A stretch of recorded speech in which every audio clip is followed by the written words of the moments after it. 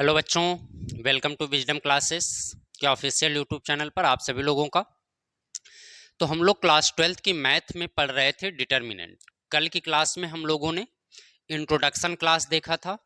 आज की क्लास में हम लोग एक्सरसाइज 4.1 के जो क्वेश्चन हैं उन सभी क्वेश्चंस को एनसीईआरटी की बुक से सॉल्व किया जाएगा।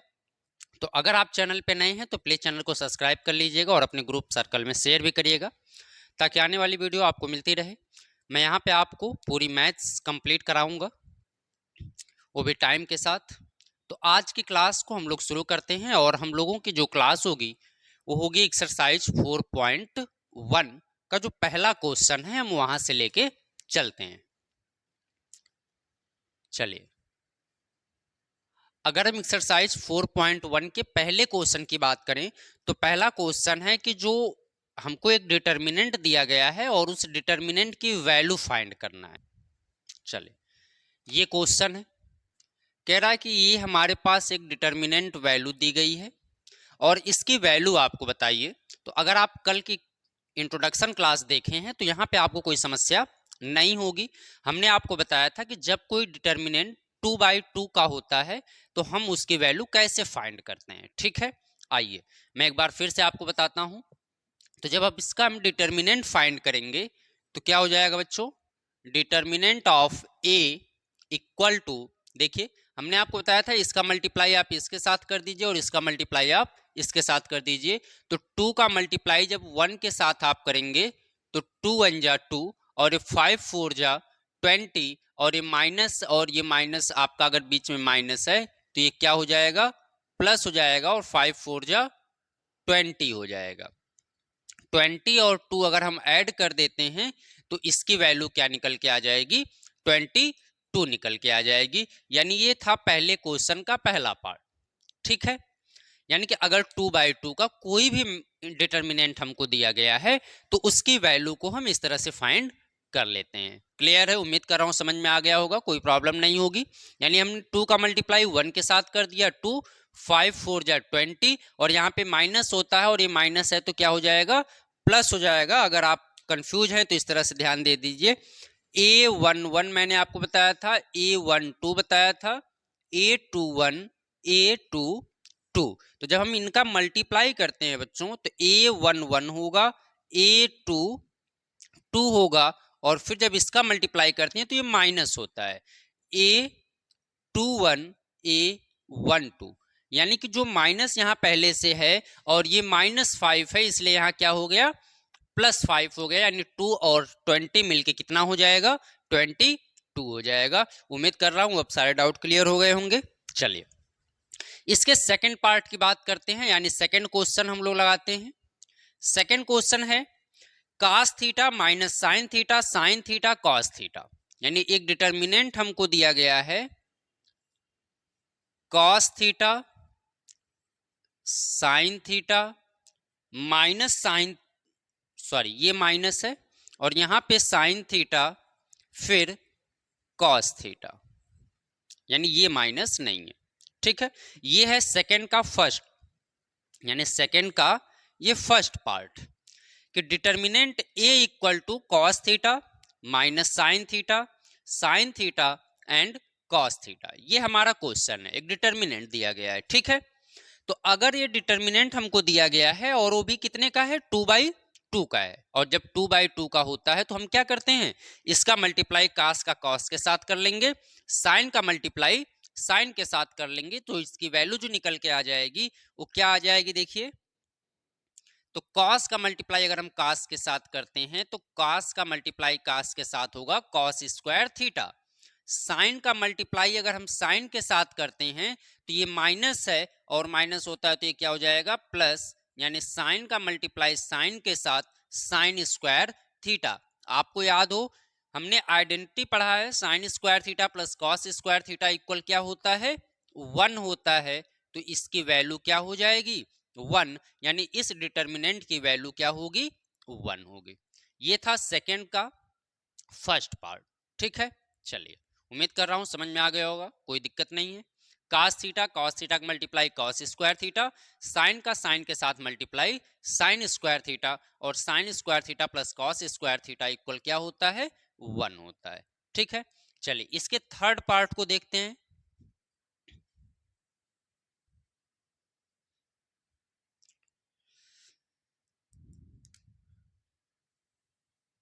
सेकंड का सेकंड पार्ट है।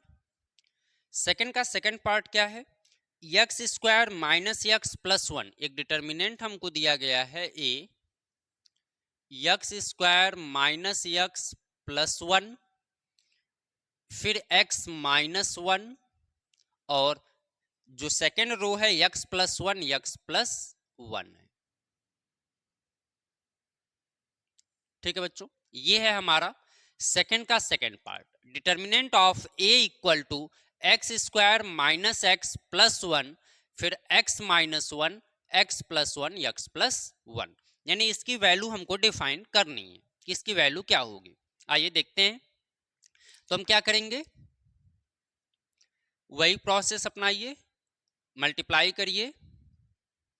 तो अगर हम x square minus x plus 1 लिख लिए और इसके साथ मल्टीप्लाई किसका हो जाएगा, एक्स प्लस 1 का, फिर माइनस एक्स प्लस 1 के साथ मल्टीप्लाई कौन होगा, एक्स माइनस 1। यहां तक क्लियर है। चलिए अगर मल्टीप्लाई करते हैं तो देखिए एक्स का मल्टीप्लाई जब एक्स स्क्वायर के साथ होगा तो एक्स टू द पावर 3 होगा, फिर एक्स का मल्टीप्लाई एक्स के साथ, ये माइनस है ये प्लस है तो माइनस हो जाएगा एक्स स्क्वायर, और एक्स का मल्टीप्लाई 1 के साथ तो एक्स होगा।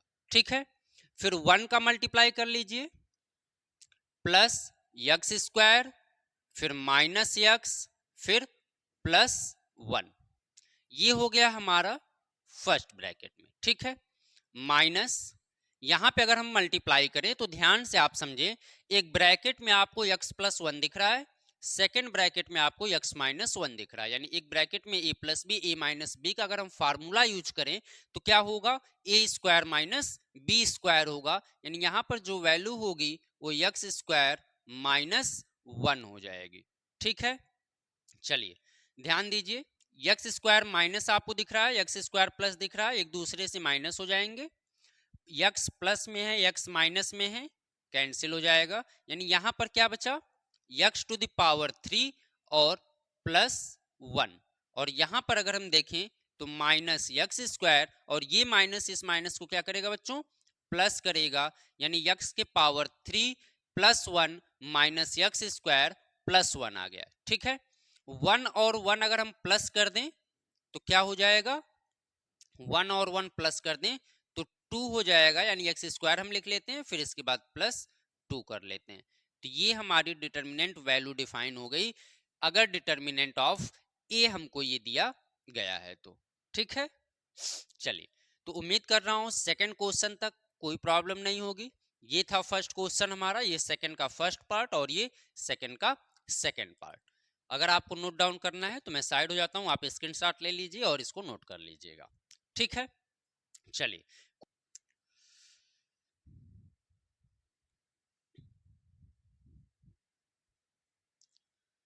चलिए क्वेश्चन नंबर थर्ड क्या है बच्चों, मैं लिख लेता हूं। इफ ए इक्वल 1 2 4 2, 1 2 4 2, then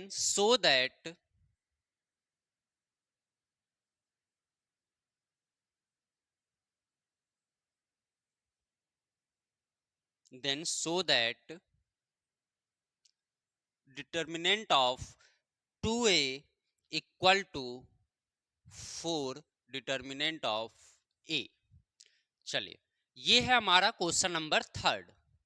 क्या है बच्चों, कह रहा है कि अगर हमारे पास कोई मैट्रिसेस a इक्वल 1 2 4 2 दिया गया है तो आप प्रूफ करिए कि डिटर्मिनेंट ऑफ 2a की वैल्यू जो होगी वो 4 इंटू डिटर्मिनेंट ऑफ a की वैल्यू की क्या होगी, इक्वल होगी। मतलब ये हमारा क्वेश्चन है। ठीक है, चलिए एक चीज मैं आपको यहीं क्लियर कर दूं, देखिए ध्यान से, अगर डिटर्मिनेंट के अंदर हमको मल्टीपल है तो हम सबसे पहले तो उस मैट्रिसेस में उस नंबर्स का हम क्या करेंगे, मल्टीप्लाई कर लेंगे। यदि डिटर्मिनेंट के बाहर मल्टीप्लाई है तो पहले हम उसका डिटर्मिनेंट फाइंड करेंगे, उसके बाद उसका मल्टीप्लाई कर लेंगे। ठीक है, कंफ्यूज नहीं होंगे आप। चलिए, तो अगर हमें ए इक्वल दिया गया है, देखिएगा ध्यान से, अगर हमें डिटर्मिनेंट ऑफ ए की वैल्यू सपोज करिए 1 2 4 2 ये दिया गया है, तो सबसे पहले हमें क्या फाइंड करना है, LHS फिर RHS, यानी हम दोनों को इक्वल दिखा लें, LHS और RHS हमारा इक्वल हो जाएगा तो हमारा क्वेश्चन प्रूफ हो जाएगा। ठीक है, चलिए, तो यहां पे क्या दिया है, 2a दिया है, यानी कि हम पहले इसमें क्या कर लेते हैं, 2a का मल्टीप्लाई कर लेते हैं। अगर 2 का मल्टीप्लाई करेंगे तो 1 इंटू 2 होगा, 2 इंटू 2 होगा, 4 इंटू 2, फिर 2 इंटू 2 होगा। तो 2 2 2 जा 4, 4 2 जा 8, 2 4 2 जा 4, यानी ये हो गया डिटर्मिनेंट ऑफ 2a की वैल्यू। चलिए, अगर हमें इसको डिफाइन करना है तो 2 4 जा 8, 8 4 जा 32। अगर हम 8 में से 32 को माइनस करते हैं तो वैल्यू हमको क्या मिलेगी, -24 मिलेगी, यानी ये LHS की वैल्यू है, या फिर आप कह लीजिए डिटर्मिनेंट ऑफ 2a की वैल्यू है। ठीक है, अब RHS में हमको क्या दिया है, 4 डिटर्मिनेंट ऑफ a। अगर हम इसको फाइंड करें तो 4 करेंगे, फिर डिटर्मिनेंट ऑफ a की वैल्यू को लिखेंगे 1 2 4 2। चलिए, यहां से अगर हम वैल्यू फाइंड करते हैं तो 2 1 जा 2, 4 2 जा 8। ठीक है, 8 में से अगर हम 2 को माइनस करें, अगर 8 में से हम 2 को माइनस करें तो क्या मिलेगा, -6 मिलेगा। 8 माइनस 2 करेंगे तो क्या मिलेगा, -6 मिलेगा, और 6 4 जा क्या हो जाएगा, 24 हो जाएगा। तो आप देख पा रहे हैं कि LHS और RHS दोनों वैल्यू हमारी क्या है, इक्वल है। तो हम लिख देंगे LHS इक्वल टू RHS। ठीक है, चलिए, समझ में आ गया होगा पूरा क्वेश्चन, कोई दिक्कत नहीं है। चलिए, आगे चलते हैं क्वेश्चन नंबर 4 की तरफ। ठीक है,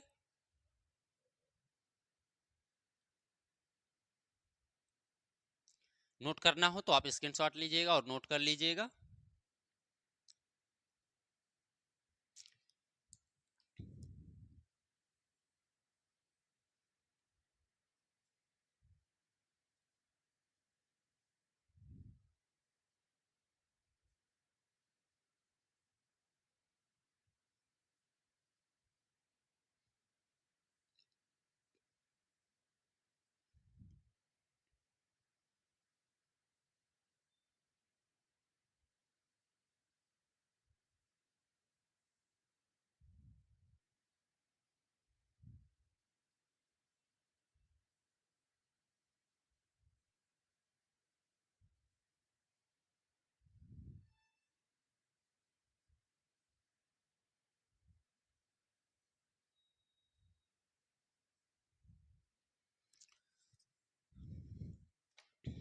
चलिए, तो बच्चों क्वेश्चन नंबर 4 क्या है हमारा, इफ a इक्वल टू 101012004, यानी जो आपको मैट्रिसेस दिख रही है ये किसकी दिख रही है, 3/3 की दिख रही है।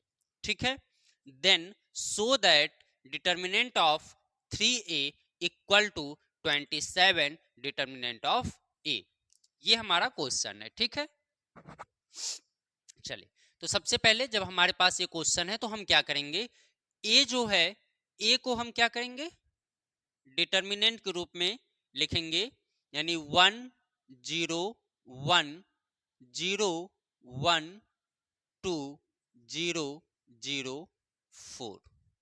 ठीक है, अब LHS में क्या दिख रहा है, डिटर्मिनेंट ऑफ 3a, यानी कि 3 जो है डिटर्मिनेंट के अंदर आपको दिख रहा है, तो यानी पहले हम a में किसका मल्टीप्लाई कर दें, 3 का मल्टीप्लाई कर दें।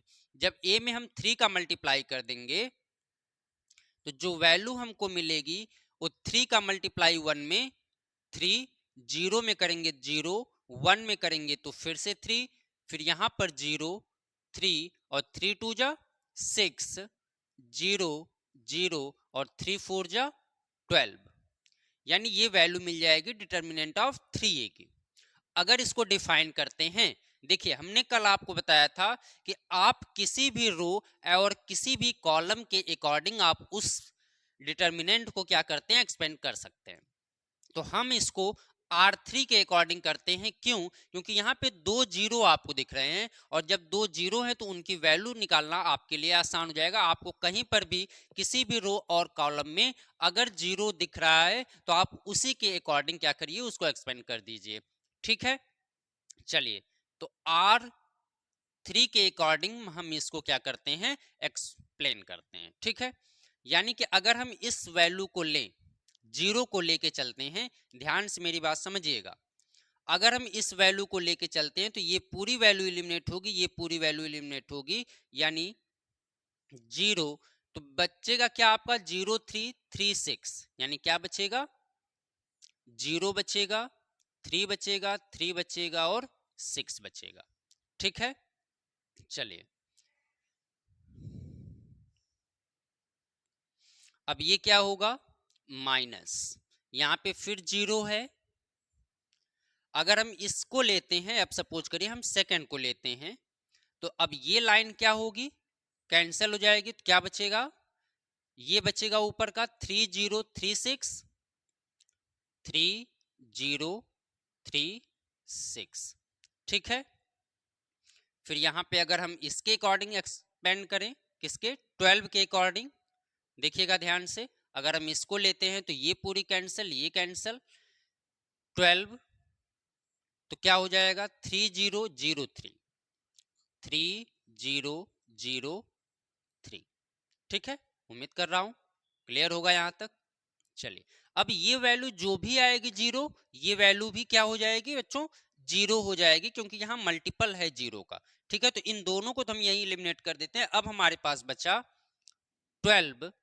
अगर हम यहाँ पे मल्टीप्लाई करें तो 3 3 जा 9 और जीरो का मल्टीप्लाई जीरो, यानी सिर्फ क्या मिलेगा, 9 मिलेगा। और 9 का अगर हम 12 में मल्टीप्लाई कर दें तो 9 2 जा 18, 1 हो गया, और 9 1 जा 9 और 1 10, यानी 108। डिटर्मिनेंट ऑफ 3a की जो वैल्यू होगी वो क्या होगी, 108 होगी।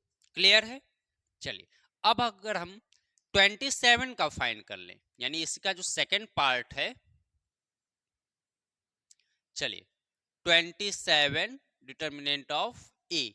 तो सबसे पहले तो हम ए डिटर्मिनेंट ऑफ ए फाइंड करेंगे, फिर उसके बाद उसमें 27 का मल्टीप्लाई कर देंगे। ठीक है,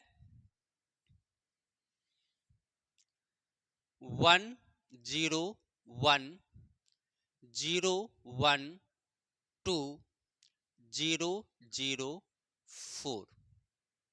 चलिए ध्यान दीजिएगा, हम उसी के अकॉर्डिंग एक्सपेंड कर रहे हैं, R3 के अकॉर्डिंग। ठीक ना, तो यहां पे जीरो होगा, हम डायरेक्ट कर रहे हैं बच्चों, ध्यान दीजिएगा। अब अगर हम इस जीरो को लेते हैं तो ये पूरी लाइन इलिमिनेट होगी और ये पूरी लाइन इलिमिनेट होगी। क्या बचेगा, 0 1 1 2, यानी 2 का मल्टीप्लाई जीरो में जीरो, 1 का मल्टीप्लाई 1 में -1। ठीक है, यहां पर माइनस जीरो, अगर हम इसको लेते हैं तो ये लाइन कैंसिल होगी, ये कैंसिल होगी, क्या बचेगा 1 1 0 2, यानी 2 1 जा 2 और जीरो का मल्टीप्लाई 1 में, तो ये हो गया जीरो। ठीक है, और प्लस 4 को अगर हम लेते हैं तो ये पूरी लाइन कैंसिल होगी और ये लाइन कैंसिल होगी, तो 1 का मल्टीप्लाई 1 में 1 और जीरो का मल्टीप्लाई जीरो के साथ जीरो। ठीक है, यानी 27, यहां से आपको मिल जाएगा जीरो जीरो और यहां पे मिलेगा सिर्फ 4। ठीक है, यानी 4 1 जा 4, 7 4 जा 28। ठीक है, 2 कैरी हो गया, 4 2 जा 8 और 2 10, 108, और इसकी भी वैल्यू क्या आई थी, 108। 8 आई थी, यानी ये हमारा प्रूफ हो गया determinant of 3a equal to 27 determinant of a।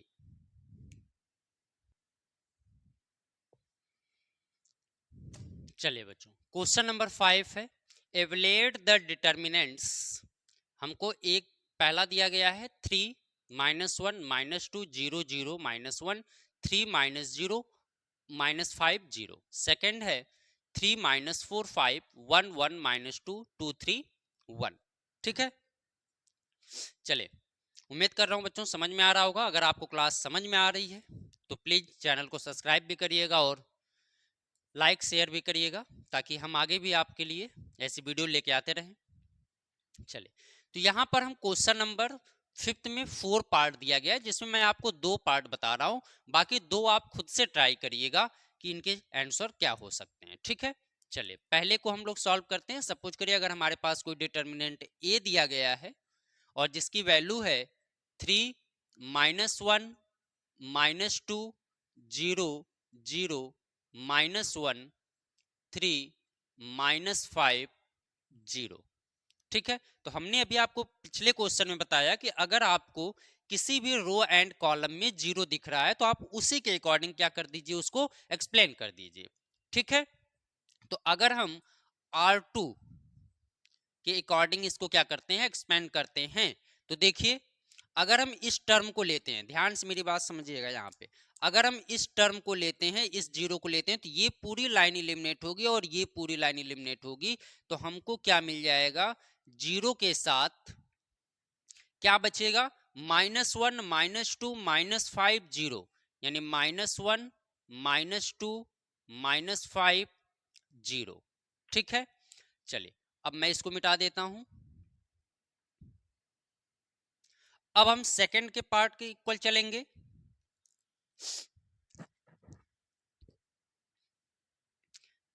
अगर हम इस जीरो को लेते हैं, जीरो को लेते हैं, तो अब ये जो पूरी लाइन है ये इलिमिनेट होगी और ये इलिमिनेट होगी। क्या बचेगा, 3 -2 3 -2 3 और 0।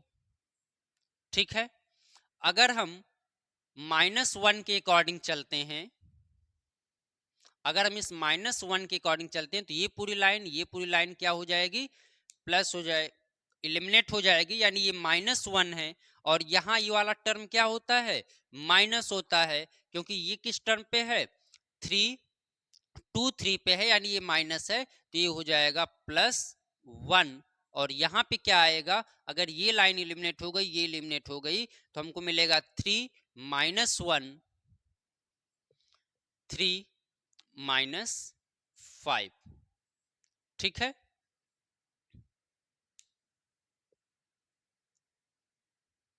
चलिए सॉल्व कर दीजिए। तो यहाँ तो जीरो का मल्टीप्लाई इसमें कुछ भी करेंगे जीरो हो जाएगा, यहाँ भी जीरो हो जाएगा, सिर्फ ये टर्म आपको मिल जाएगा 1 और 3 5 जा 15 और 3 1 जा 3 और माइनस है तो क्या हो जाएगा, प्लस हो जाएगा। 15 -3 करेंगे तो क्या मिलेगा, -12 मिल जाएगा। ठीक है, तो ये था हमारा थर्ड का क्वेश्चन नंबर 5 का फर्स्ट पार्ट। ठीक है, चलिए उम्मीद कर रहा हूं आपको समझ में आ गया होगा। आप सेकंड पार्ट को खुद से ट्राई करिएगा, इसी के अकॉर्डिंग आपको वैल्यू मिल जाएगी आराम से। ठीक है, मैं आपको क्वेश्चन नंबर 6 बताता हूं, सेम प्रोसेस से ही है, तो चाहे फिफ्थ को हम लोग करें।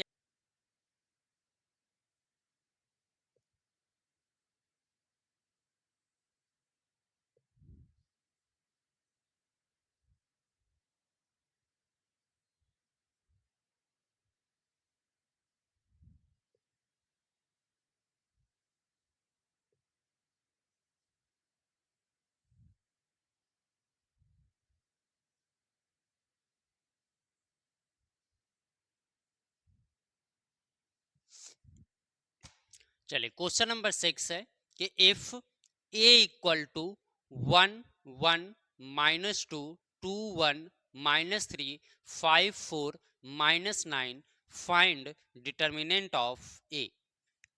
यानी अगर हमें ए कोई मैट्रिसेस दिया गया है तो उस के डिटर्मिनेंट वैल्यू को हमें क्या करना है, फाइंड करना है। ठीक है, देखिए कैसे करते हैं। हमने ऐसे कई क्वेश्चन सॉल्व कर लिया है, तो कोई दिक्कत तो होनी नहीं चाहिए आप सभी लोगों को। देखिए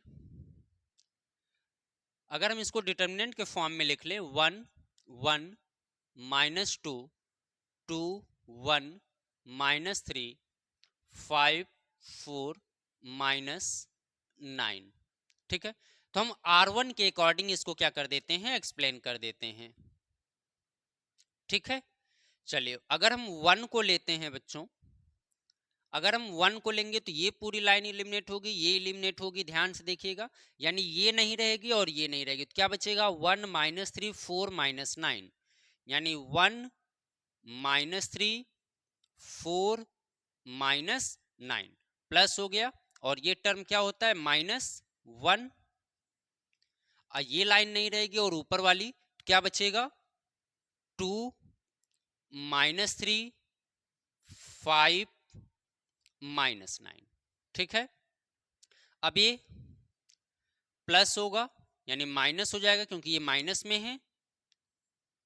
अब ये लाइन नहीं होगी और ऊपर वाली रो आपकी एलिमिनेट हो जाएगी, तो क्या बचेगा 2 1 5 4। ठीक ना, तो अब हमें इसको सॉल्व कर लेना है। देखिए 1 9 1 जा 9 4 3 जा 12 -1 9 2 जा 18 5 3 जा 15 4 2 जा 8 5 1 जा 5। क्लियर है, यहां तक समझ में आ रहा होगा सबको। 12 -9 करेंगे तो हमको क्या मिलेगा 3 मिलेगा, और 3 का मल्टीप्लाई 1 के साथ 3 हो जाएगा। 18 -15 होगा तो -3 मिलेगा, और माइनस का मल्टीप्लाई माइनस के साथ प्लस हो जाएगा, यानी 3 1 जा 3। 8 -5 करेंगे तो 3 मिलेगा, और 3 2 जा क्या हो जाएगा 6 हो जाएगा, यानी 3 3 6 -6, यानी इसकी वैल्यू हमें क्या मिल गई 0, यानी इस डिटर्मिनेंट ऑफ ए की जो वैल्यू होगी वो क्या होगी 0 होगी। ठीक है, तो ये था हमारा क्वेश्चन नंबर 6, जिसकी वैल्यू क्या मिली है 0 मिली है। ठीक है, उम्मीद कर रहा हूं समझ में आ गया होगा।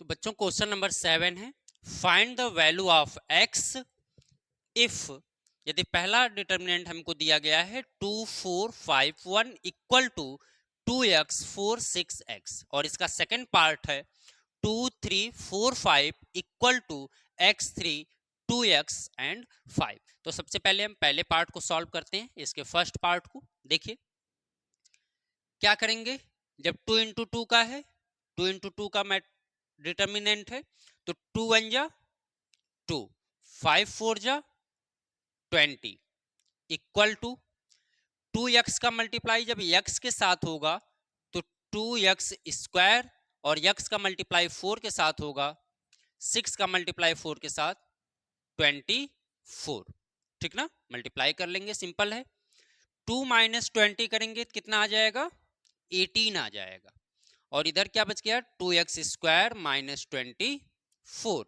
चलिए 24 को अगर हम इधर लाते हैं तो -18 + 24 इक्वल टू 2x स्क्वायर, यानी 24 - 18 करेंगे तो 6 हो गया, और 2x स्क्वायर, अगर 2 से 6 को एलिमिनेट कर दें 2 3 जा 6, सिंप्लीफाई करेंगे 3 आ जाएगा, यानी x स्क्वायर,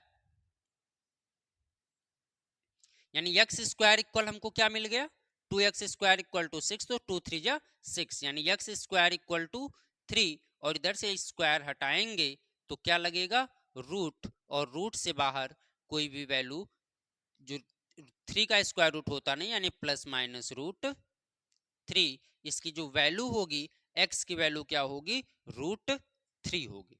ठीक है, ये था इसका फर्स्ट पार्ट, उम्मीद कर रहा हूं समझ में आ गया होगा। चलिए इसके सेकंड पार्ट को हम इधर सॉल्व कर देते हैं। 2 5 जा 10 माइनस 4 3 जा 12 इक्वल टू 5 का मल्टीप्लाई एक्स के साथ करिए तो 5x, 2x का मल्टीप्लाई 3 के साथ 2 3 जा 6x। ठीक है, 10 माइनस 12 करेंगे -2, 5x माइनस 6x करेंगे तो माइनस x आएगा, दोनों तरफ माइनस से एलिमिनेट हो जाएगा, यानी x की वैल्यू क्या मिल जाएगी, 2 मिल जाएगी। यानी सेकंड पार्ट का आंसर 2 होगा और फर्स्ट पार्ट का आंसर √3 होगा। ये था हमारा क्वेश्चन नंबर 7। ठीक ना, नोट डाउन करना हो तो स्क्रीनशॉट लीजिए। अब हम चलते हैं क्वेश्चन नंबर 8 की तरफ, यानी हमारा क्वेश्चन नंबर 8 जो है उसे हम लोग सॉल्व करते हैं।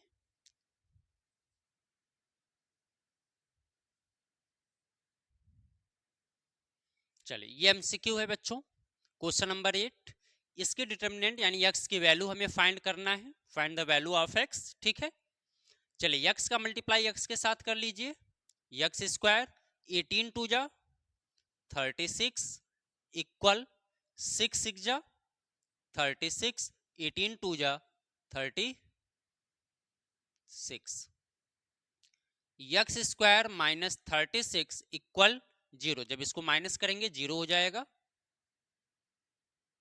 चलिए अगर हम इस 36 को उधर भेज दें तो दूसरी साइड में प्लस हो जाएगा, और इधर से स्क्वायर हटाएं तो क्या लग जाएगा, रूट लग जाएगा, और इसकी जो वैल्यू होगी वो प्लस माइनस 6 हो जाएगी। यानी जो इसका ऑप्शन है वो सेकंड ऑप्शन है, यानी कि क्वेश्चन नंबर 8 का सेकंड ऑप्शन सही होगा।